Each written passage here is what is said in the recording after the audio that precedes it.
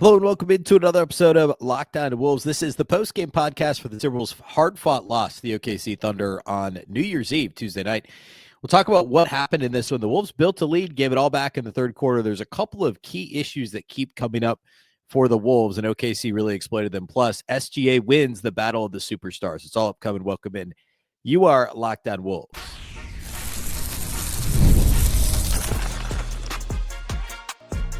You are Locked On Timberwolves, your daily Minnesota Timberwolves podcast. Part of the Locked On Podcast Network, your team every day.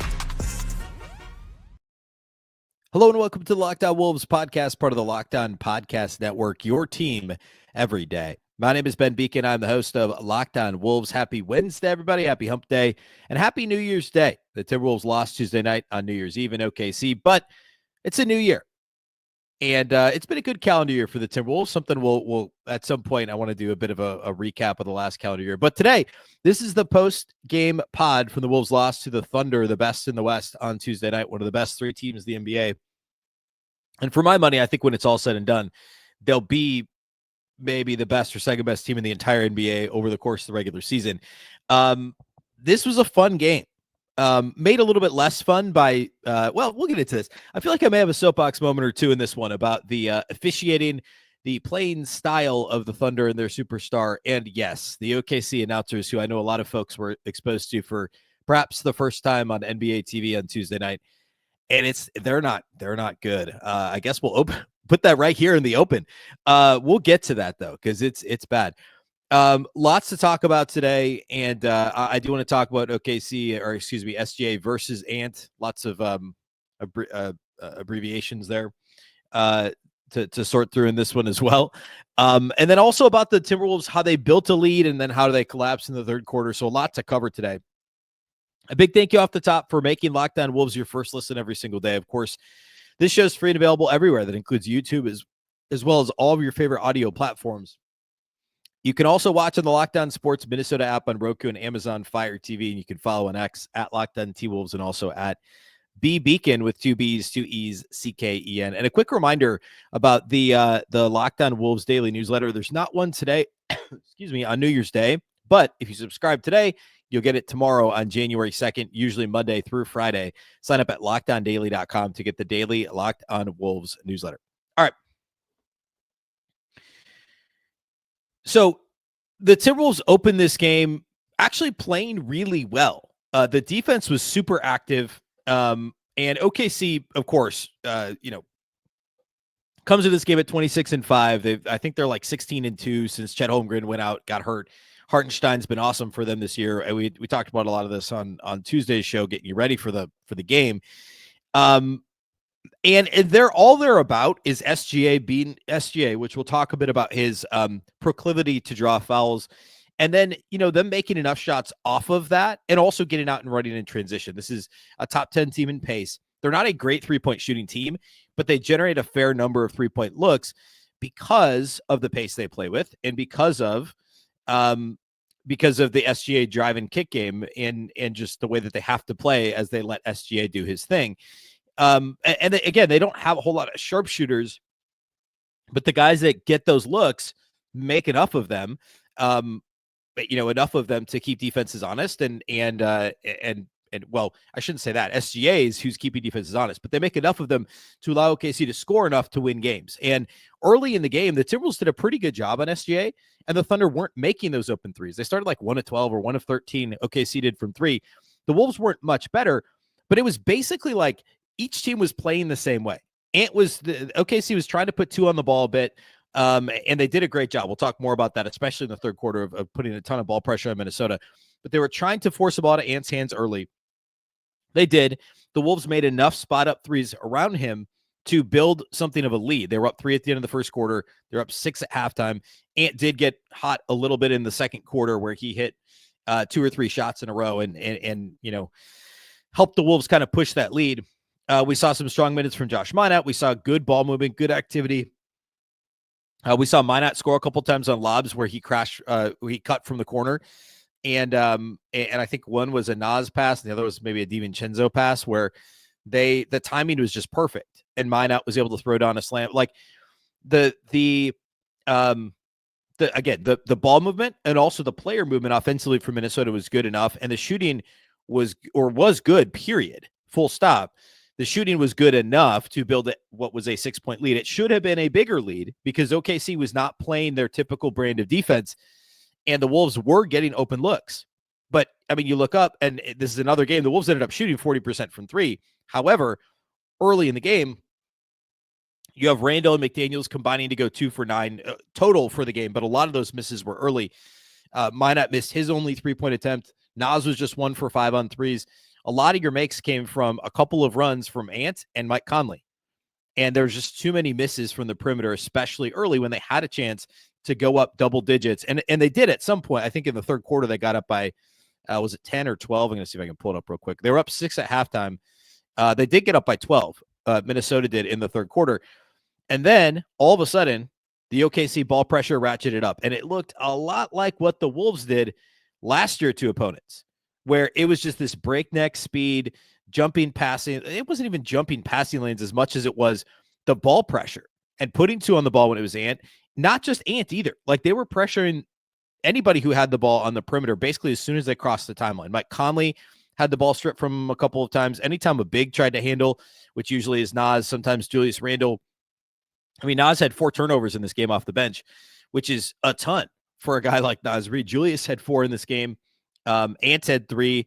Mike Conley only had 1, but it felt like he had more because of the way that they were putting pressure on the ball. And that's something that became a major issue in that third quarter. And because of the Wolves' rotations, they ended up playing the last 2-3 minutes of the third with no Ant on the floor and no Mike Conley on the floor, which leaves Dante DiVincenzo and Nickeil Alexander-Walker as the only guys that can handle the ball. And neither one of them is a point guard. They're both very much secondary ball handlers and struggled with the pressure. We've seen Nickeil had 5 turnovers in this game. He had 1 assist and 5 turnovers. And it's something that I've been worried about from a roster construction standpoint, going back to before last year when the Wolves ended up signing Shake Milton. And I thought they should have signed at the time, I can't remember who was the free agent, veteran point guard, like a Javon Carter, guys who maybe aren't in a rotation now. So I'm not saying that like I was right, Tim Connolly was wrong.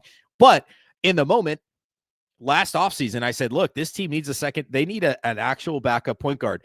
And they eventually got one at the deadline in Monte Morris, and he played here and there down the stretch. And obviously the team got to the conference finals. But from a belief in Nickeil to be able to operate an offense and keep his dribble against a really strong defensive team, and I would say the same about a DiVincenzo, I think that the Wolves were a little bit too optimistic about that. Now, to be clear, there's probably less than 5 teams that it becomes a significant issue against because of personnel and scheme and actually playing hard, which is a skill. It's OKC. The Wolves haven't seen Memphis yet, but like they force turnovers at a high rate. There's some other teams in the East that do it. But like, I don't know, I'd put the Wolves in the top 5 of those teams in terms of playing that way on the perimeter and putting ball pressure on teams. But OKC is the one who's the best at it.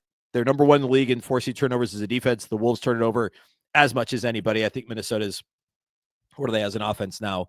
They are 22nd in turnover rate offensively, meaning they turn it over on 16% of their possessions.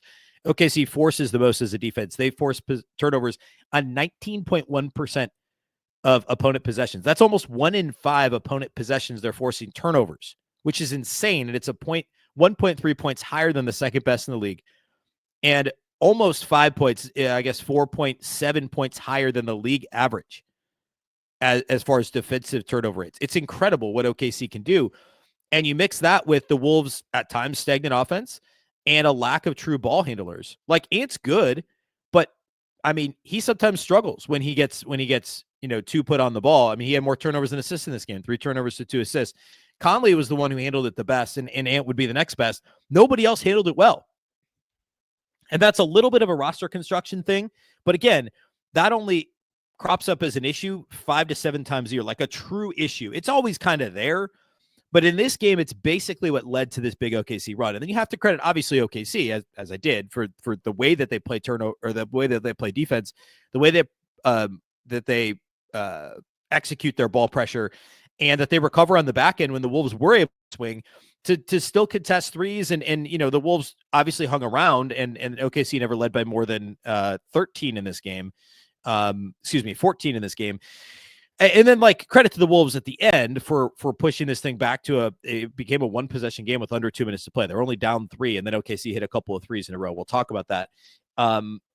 But this was to me, I'm not like demoralized by this loss. OKC, as I said in the open, is a top 3 team in the NBA, and they will be all year. I know Cleveland's got the best record in the league. I think when it's all said and done, Boston and OKC are the 2 best teams in the NBA. And Cleveland can be in the top. Like, obviously, those are the top 3, no matter what. But I think OKC, as far as what a ceiling looks like, they're really, really, really good. And, I think as a Wolves fan, it's okay to be a little jealous because it's what a lot of what the Wolves did last year. And SGA is kind of the fully realized, the way he plays offensively is a lot like what we want to see Anthony Edwards do, minus the flopping stuff, which we'll talk a little bit about. But the way that he's able to navigate doubles and the way that he's able to, make accurate kickout passes and the way he's able to, yes, get to the free throw line, sometimes legitimately, all those things, are things that Ant can do. Now, Ant's obviously a better 3-point shooter and like more physical, I think, like truly physical, which apparently is a detriment in the NBA now. Anyway, SGA is incredible. And the ceiling for what OKC could do is incredible. This is not a bad thing for the Wolves to have a legitimately competitive loss to them where they played, 3+ quarters really, really well. The 3 quarters, the first, second, and fourth quarter, and the first part of the third quarter was all fine. And then the wheels came off, and the wheels came off quickly against a really good team. And I think it exposes the ball handler issue and a little bit of the lack of creativity offensively, which we've talked about in the past. And I think that is a little bit on Chris Finch. Some of the Chris Finch takes out there, though, I will remain a defender against some of these wild takes. Like, this is still an above 500 team in a really difficult conference. And they've still won 9 of the last 14. They'd won 3 in a row. Like, there's some lineup tweaks that need to happen, but these coaches, like, they're not going to make a decision, and maybe sometimes to a fault, it's a little bit too deliberate, but I some of this lineup stuff, I think it's improving, right? We're seeing more Josh Minott. We're seeing different closing lineups. We're seeing DiVincenzo playing better. Like, there's a lot to still take out of this from a positive standpoint. I do want to get into some of the Shai stuff, the free throw attempts. I'm not going to be able to help myself with the OKC announcers. Not like that's like a bullet point I have to hit today, but I'm going to get there. And let's talk a little bit about the fourth quarter. We'll close with studs and duds. It's all upcoming here next.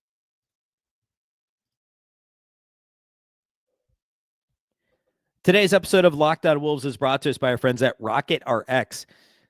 If you're ready to boost your confidence and take control in the bedroom, Rocket RX has the solution. Imagine feeling more prepared and performing at your best. Rocket RX makes it simple and stress-free. Rocket RX offers FDA-approved treatments for erectile dysfunction at a lower cost than branded alternatives. No more uncomfortable doctor visits or pharmacy trips. Everything is delivered straight to your door in discreet, plain packaging. With Rocket RX, you'll get trusted care from a real U.S. clinical team. Complete a quick 100% online consultation, and you could get your free prescription today. Visit rocketrx.com to get started now. It only takes 2 minutes. Right now, our listeners can get 40% off your first order when you use the code LOCKEDONNBA. That's rocketrx.com, code LOCKEDONNBA for 40% off your first order. Terms and conditions apply. Rocket RX, better sex made simple.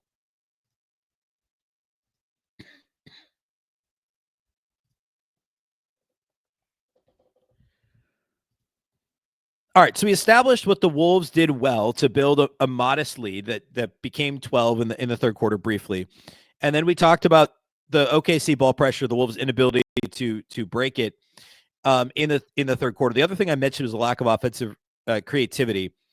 OKC doesn't have a lot of offensive creativity either. And also, by the way, a quick Ant point. I still blame Ant for a lot of the offensive issues, the turnover issues for Minnesota. Yes, he needs teammates to make shots. And like Jaden McDaniels, to me, I've been saying this for a while, he's a major problem with the fact that he just can't make threes. But like OKC's 20th in the league in 3-point percentage. So it's not like these dudes are a bunch of Ray Allens and Reggie Millers playing off the ball for, helping SGA space the floor. The Timberwolves are still 10th in the league in 3-point percentage. They're like 3 points better than OKC. So like I think they're a little over 37%. I think OKC is like 34%. I'm going to make sure that that's true. OKC is 20th in the league. Yeah, 34.5%. So those are 2.5 points better from outside the arc. Their 3-point rates higher. The 3-point percentage is higher. And OKC is not running anything crazy. Like Dagno's a really, really, really good coach. One of the best in the league. No question. But like for anybody saying Chris Finch needs to do more, criticism is fair to try and get Ant free with the way teams are putting two on the ball, which is different than how the Wolves did it with SGA. The Wolves occasionally did put two on the ball with SGA, but they didn't do it with the ferocity or the frequency that OKC did it. And OKC can, like, I know Chris Finch didn't want to do that last year either, and that was a mistake in the playoffs. I don't think Chris Finch / Mike Nori did a good job at all in that Dallas series, because they should have been putting two on the ball with Luka more frequently and quicker than they chose to do it in that series. And you live and die with PJ Washington, and you know, most teams died against PJ Washington last year in the playoffs. But like, you make somebody else beat you. And we came into this one, I was saying, look, you got to make Jalen Williams beat you. You got to make Lou Dort beat you. And the Wolves didn't do a good enough job with that. So I will criticize the Wolves for not getting the ball out of SGA's hands quicker and more often. And I will criticize the Wolves for not, as a more macro comment, not just in this game, running more stuff to just get him some catch and shoot threes and get him going. Your first ATO, drop an Ant catch and shoot, whatever. Like, that to me is an issue. But most of the blame lies on Anthony Edwards. The Timberwolves have a good enough team around Anthony Edwards to be a better offense than they've been. And Ant needs to get off the ball more quickly. And the comparison against SGA is so stark because SGA is so good at that. He's so much more decisive. And I called this out after the Spurs game on Sunday, both on the postcast with Jack Borman that I did, and then also on this show on Monday, and I think a little bit on Tuesday. The decisiveness that Ant needs to play with has not been there this year. Early in the season, we saw it with like, hey, I'm just launching threes like crazy, which is great. Like, that's better than not being decisive. But the decisiveness in going to the bucket needs to be there. The decisiveness in what's the next pass I'm making needs to be there. And SGA is decisive. And when he's not, he's drawing fouls to the tune of 8 free throw attempts per game, which is something Anthony Edwards can only dream of, right? I mean, like, if you just look at free throw attempts per game, Ant's under 4, which is insane for the superstar caliber, the superstar level that Ant is at. He's 41% from 3, and he's shooting 10 threes a game. Great. I get it. That's part of it. But he has to be getting to the rim more, and he has to be getting more foul calls than he does. And the SGA, how he draws foul calls thing is pretty absurd. There was a stretch of like 3 possessions in the fourth quarter where if you just watch SGA, he literally just falls over. Like, no one's touching him, and he falls over trying to get a call. I think he gets 1 or 2 of them. But it's like, that's his default response is I feel someone close to me, I'm going to just crumble to the ground. Like, that's something we're seeing. And I'm not saying SGA is not good. He's one of the best 5 players in the NBA. And I said that last year too, by the way. I was ahead of a lot of people on this because he gets the line so often and does other stuff really well too. He is a two-way player. He, like, his 2-point shot percentage, like when he's not getting fouled, he's 60% on 2s. That's really good. And he's gotten good enough at 3s that he's, sniffing league average on 6 attempts per game. I'm not taking anything away from SGA. I'm just saying it's pretty obnoxious when Anthony Edwards won't do that because he's trying to play actual basketball. Now, I don't like the hey ref thing that he does. It's been not quite as bad this year, but this is the sort of game where it gets pretty frustrating. And I think in an honest moment, if these refs or the NBA would go back and actually watch some of this stuff more closely, they would see like, hey, this is bad. Like the stuff SGA is up to, and the Thunder announcers are just they've always been this way. So like, let's not let's not act too surprised.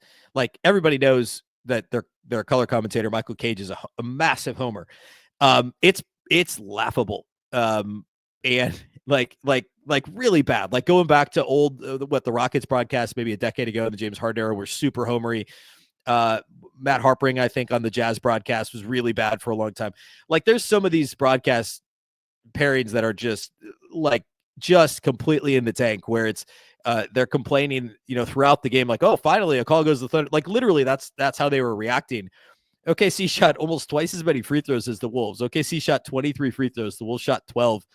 OKC was called for only 13 personal fouls in this game. It was pretty unbelievable. I should have just written down some of the stuff that Cage said. It's just and the inability to grasp actually the rules was pretty surprising too at times. But like Chris Finch doesn't challenge the DiVincenzo foul call on the jump ball in the fourth quarter, which was a bad call because DiVincenzo had the ball well before he landed on whatever Thunder player it was. But wondering why the Wolves weren't challenging. Well, best case scenario, it's a jump ball. Worst case scenario, it's a side out.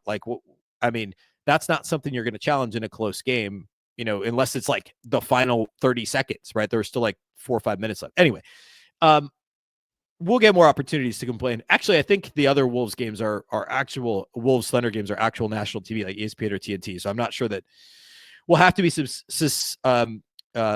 subjected to OKC's announcers again. But it's bad. It's really bad. Trust me. Watch them for a laugh against any team. It's not like they have anything against the Thunder. They can't help themselves. They are beyond homerific. Okay. I want to hit on, we talked Ant versus SGA a little bit. I talked a little bit of rotation stuff. I think the other thing everybody knows, Chris, like this goes without saying, Chris Finch should have called another timeout late in the third quarter. I don't know that it would have changed anything, but like he loves strategically using his timeouts to use it or lose it and stuff. Like the timeout management there should have been a little bit better. And I know that there's a rotation to keep to, or to some extent for Chris Finch, and I get it. But taking Ant and Conley both off the floor late in the third quarter is tough for me. And Rob Dillingham was out. I don't know that he would have ever gone to Dillingham anyway, but like that's part of the Dillingham's like the one guy in the team besides aging Mike Conley and kind of up and down Ant when it comes to this stuff that could actually keep a dribble against this trapping defense that OKC was playing. Dillingham was out with the ankle. And again, I don't think he would have trusted him, but that's where you need a Dillingham who can keep his dribble, split the double, find the open guy, and get off his own shot too. If he splits it, like Dillingham would do that, that would be beneficial to have somebody like that, or to just have another point guard. Like Jordan McLaughlin would have handled that pretty well. I know he's small. Jordan McLaughlin's not as small as Rob Dillingham. Monte Morris would have handled it okay. Nikhil's not a point guard. Nikhil's a great player, and I've said multiple times, pound for pound, based on expectations, he's been their best player this year. Based on expectations, Nikhil has delivered greater than anybody else compared to that, whatever that level of expectation is. But he's not a point guard. And he turned it over 5 times against this trapping defense. And Nas turned it over 4 times, and Julius turned it over 4 times, and Jaden turned it over 3 times. Like, these are avoidable. Minnesota had 23 turnovers to OKC's 9 turnovers. And then you layer on top of it that SGA is just getting to the free throw line, down the stretch or whatever he wants. Makes it pretty difficult. Let's talk about individual studs and duds. That's how we'll close the game, or close the show here today. Today's episode of Locked On Wolves is brought to us by our friends at Rocket Money. Did Rocket Money help you find any subscriptions you forgot about or that you were paying for twice? That's definitely happened to a lot of folks who have a few subscriptions they don't even realize they're paying for, but Rocket Money makes it so easy to track them all down. It's like having a personal assistant for your finances. Rocket Money is a personal finance app that finds and cancels your unwanted subscriptions, monitors your spending, and helps lower your bills so you can grow your savings. It brings everything together in one place, whether it's subscriptions, your spending habits, or even the goals that you want to hit this year. Rocket Money has over 5 million users and has saved a total of $500 million in canceled subscriptions, saving members up to $740 a year when using all the app's premium features. One of the best features is definitely the subscription tracker. You can use it to cancel services that you just don't use anymore. You can save a ton of money doing that. Plus, with their goals feature, you can automatically set aside money for the future, so there's no more stressing about budgeting every month. Cancel your unwanted subscriptions and reach your financial goals faster with Rocket Money. Go to rocketmoney.com/lockedon today. That's rocketmoney.com/lockedon, rocketmoney.com/lockedon.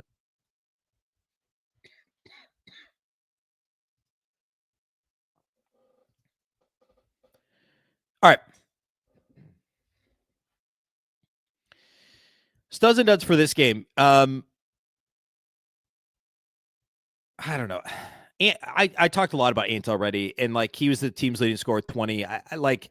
He only got 12 shots up.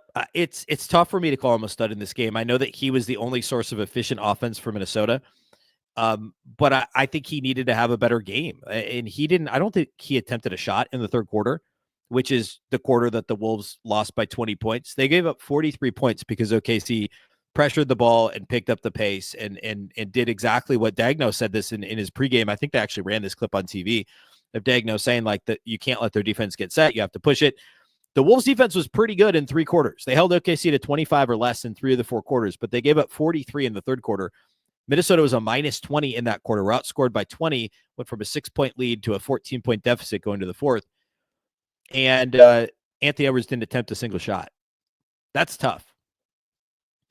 I actually don't know that I have like really a stud in this game for the Wolves. Like, I mean, the anti-aggressiveness needs to be better. Randle only had 11 points. He got off to a good start and was effective in the post. Like, they actually ran offense through Julius Randle in the low post, which is weird. And it worked to an extent until OKC decided to start doubling as soon as he got to a certain point, and then they're so fast and so long. They rotate so quickly on the perimeter. The Wolves weren't getting clean enough looks off of that anyway. I think I'd probably go Naz. I know he had the 4 turnovers. He had a really bad one when they were down 6 with like a minute left, that when they were still technically in it, he just like lost the ball and tried to dribble a handoff and messed it up. I don't know. I think Naz was probably the Wolves' best player on the floor in this game. He had 19 points on 14 shots. He missed 4 threes, but he was aggressive going to the basket. He was 7 of 9 on 2-point attempts, had 8 rebounds, led the team in rebounding in 33 minutes, which is very unusual. He actually played the second most minutes because playing small against this Thunder team actually made some sense. He had 3 blocks. He had an assist and a steal. He was aggressive overall offensively, and I thought that was really important. And Naz has played great here lately. We saw that late in it was the Atlanta loss, maybe, that he played really well late in. So a good game from Naz overall. I'd probably say Conley too, just like because he was finally aggressive. He ended up only playing 23 minutes because Dante was so important in that third quarter. Important as in able to break the trap, but also a bit more of an off the dribble threat offensively than Conley was. And I know Conley, they actually shot the same number of shots, and Conley was more efficient than Dante shooting the ball. But Dante was still really big for that stretch. And there's just more of a threat offensively because the Thunder knew that other than Ant, none of the ball handlers are looking to score off the dribble for Minnesota. Dante's the only one who's like willing to do it. Conley had that nice run, which helped the Wolves bump that lead to double digits that then immediately evaporated. It was right before the big Thunder run in the third quarter. Besides that, like, he wasn't looking to be aggressive with the ball in his hands. I know that's something the Wolves want him to do with the wrist injury and obviously his age. Like, we're not going to see a ton of aggressive off the dribble Mike Conley, which is a problem. And that's where I think DiVincenzo, we talked about this on the show Tuesday, I think DiVincenzo comes in as the season wears on more and more often, especially in crunch time. But we saw that in the third quarter of this game. All that to say, that run by Conley was great. He had 16 points in this game on 10 shots, 4 of 7 on threes. Knocked on a floater, which was great to see. It's been a while since he's done that. 4 assists, 2 steals, only 1 turnover in a game where everybody except Josh Minott turned it over for Minnesota. And the Wolves had 5 guys that had at least 3 turnovers. Conley only had 1, which was nice to see. So I'll go Conley, I'll go Naz, and I guess Dante. I mean, he only shot 3 of 10, but again, was big in that third quarter, had 5 assists, second on the team in assists, only 2 turnovers for Dante, despite all the pressure and the trapping. So decent game from DiVincenzo. No actual duds in this game. Like, nobody was bad. Like, I would have liked to see Rudy be a little bit better against such a small front court, but offensively, it's just, I think there were a couple times where the spacing was clunkier than normal because the Wolves were thinking, I'm sure that the game plan was like, hey, there should be lobs for Rudy because these dudes have Hartenstein and nobody else with size with Chet Holmgren out. And even with Hartenstein, like, Hartenstein's the only guy with any size. However, they're athletic, they're quick, they're well coached, they're long, they jump into passing lanes, they can still block shots. Like they can still disrupt you because of the length, youth, athleticism, activity. And the Wolves just didn't do a good job of spacing Rudy out and getting him lobs. They had a couple of lobs to Minott. I think they were both off of pick and roll too, where Rudy was out of the paint. So it kind of created that, Minott could move into the wake of Rudy going up to set the screen and get a lob. And that's something I think I'd like to see the Wolves do more of moving forward. But so all that to say, Rudy didn't play great. I don't think he played terrible. I thought he was pretty good defensively. Again, outside of that third quarter, the Wolves held OKC under 25 points in 3 of 4 quarters. That's a good thing. This is a really good team that the Wolves just lost to. They're top, they're 7th in offensive rating on cleaning the glass. They're a top 3 team in the entire NBA. Like it's okay to lose this game. What's not okay is the way that it happened in the third quarter. But again, a team, I said this on Tuesday's show, a team the Wolves can play with, a team that I actually think as far as good teams go, they match up with as good against them, and I would say Boston too, as they do against, the Dallases and some of these other teams that we've seen the Wolves struggle with at times.